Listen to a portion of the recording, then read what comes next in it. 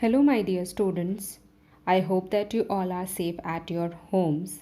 Children, today we will start new chapter of EVS, chapter 9, our shelters.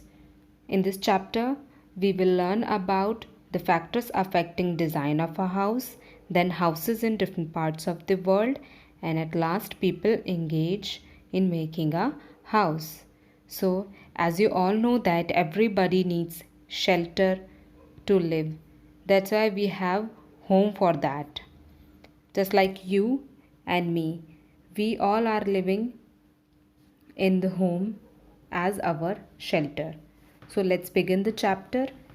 The chapter is start with a conversation between Vishu and his father. So let's see. Vishu had read about different types of houses in his next textbook, so he wanted to know more about housing. He asked his father, "Why do we need a house to live in?" His father told him, "We need a house to live in because it protects us from rain, storms, heat, cold, and winds. It protects us from thieves and wild animals too.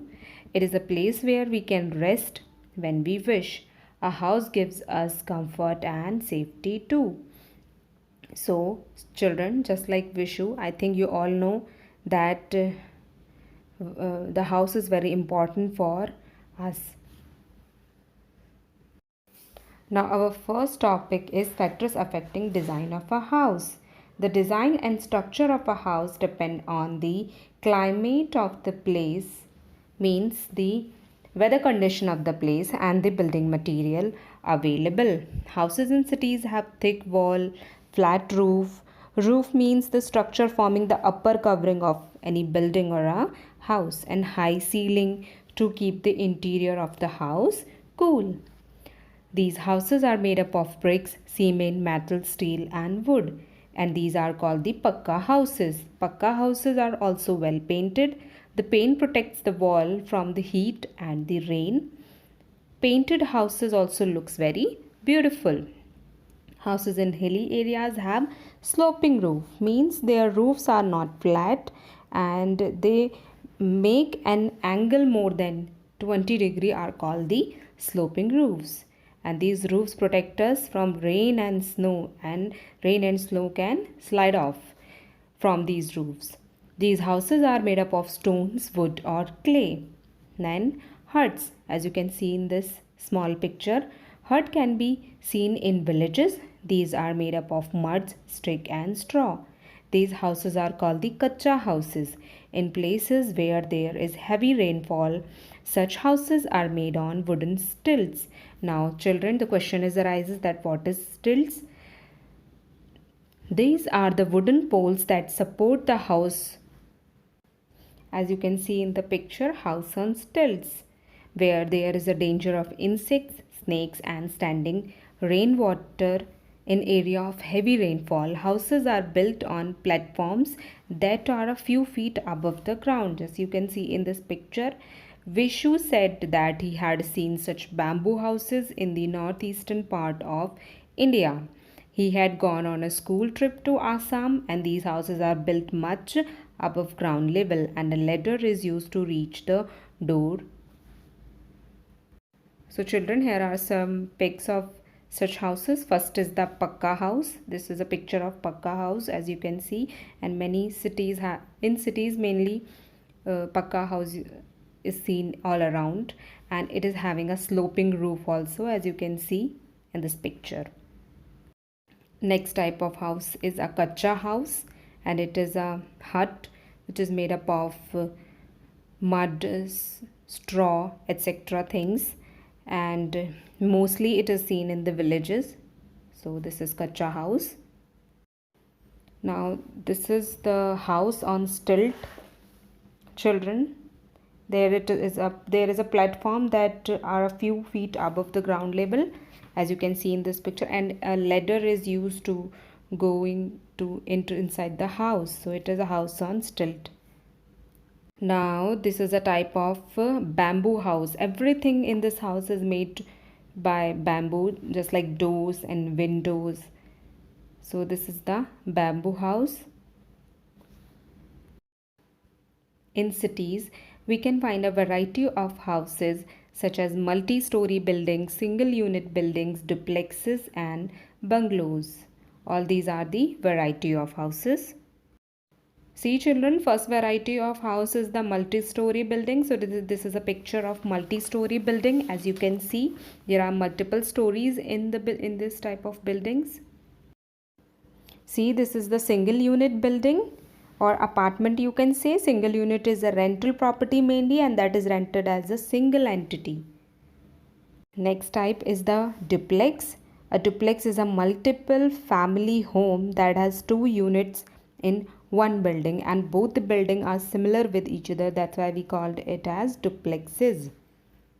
And at last type is the bungalow. A bungalow is a one-story house, cottage or cabin, and it is the largest among all type of houses.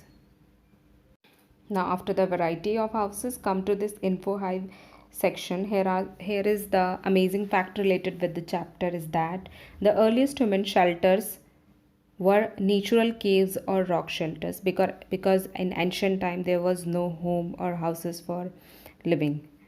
And later people began building huts and shelter from wooden frames or frames made from animal bones. Now come to our next topic, houses in different parts of the world.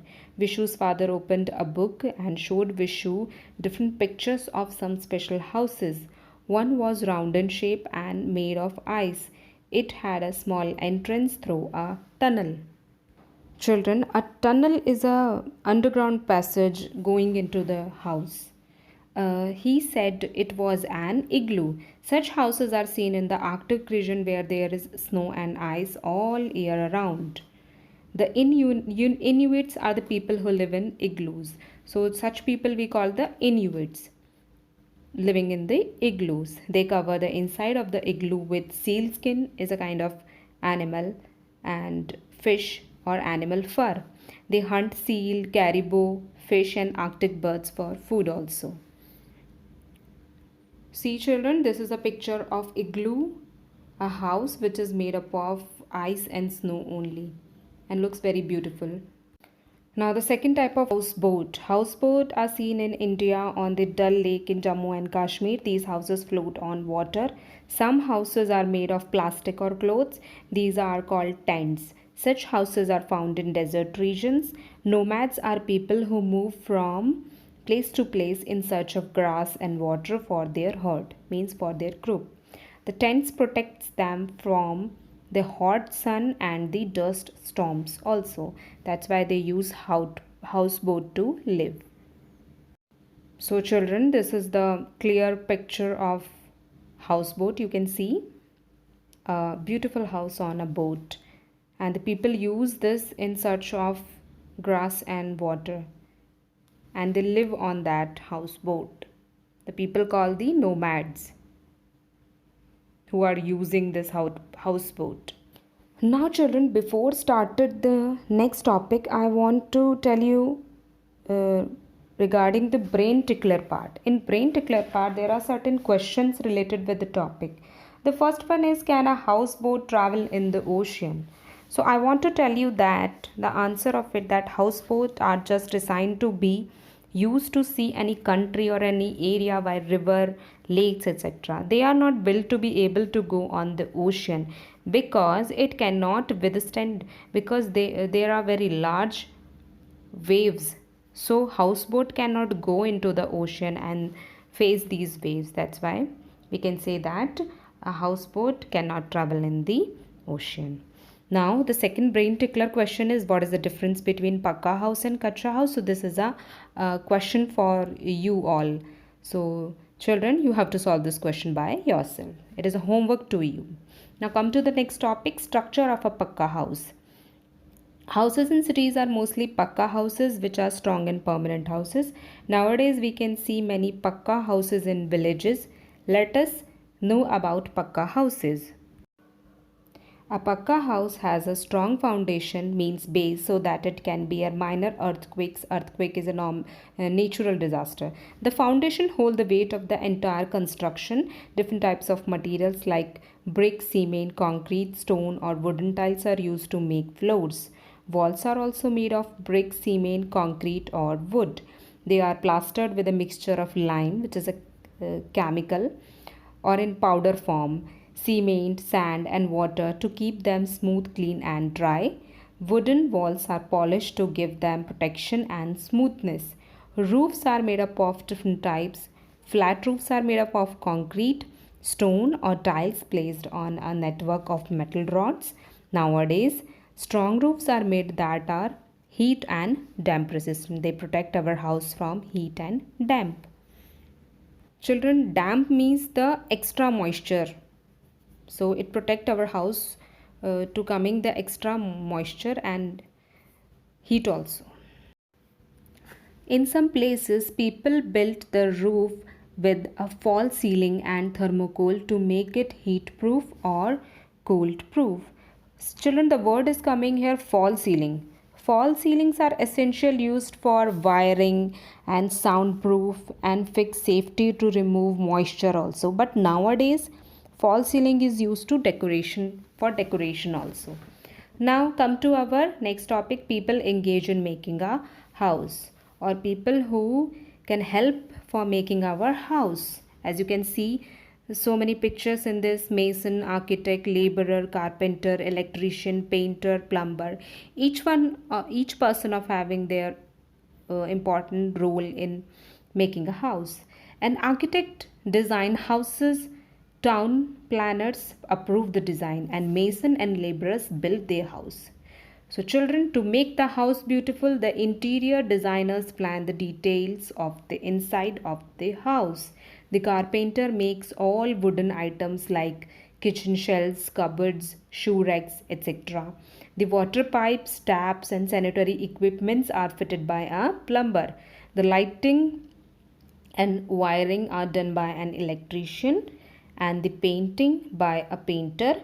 When the house is made, people move in to live in them. A good house should be well light, airy, and clean. Now again, info Hive section. So there is one more amazing fact, that the very first Labor Day was observed on Tuesday, September 5, 1882 in New York City. Now let's see a quick recap of the chapter in some points. We need to live in a house because it protects us from rain, storm, heat, cold, and winds. Houses in cities have thick walls, flat roofs, and high ceilings to keep the interior of the house cool. The Inuits are people who live in igloos. A pakka house has a strong foundation so that it can bear minor earthquakes. So this is about the chapter, children. I hope that you all understood the chapter well, and my homework is to you that to go through the chapter, read it thoroughly, and underline the difficult words, learn their spellings and meanings also. So thank you and have a nice day.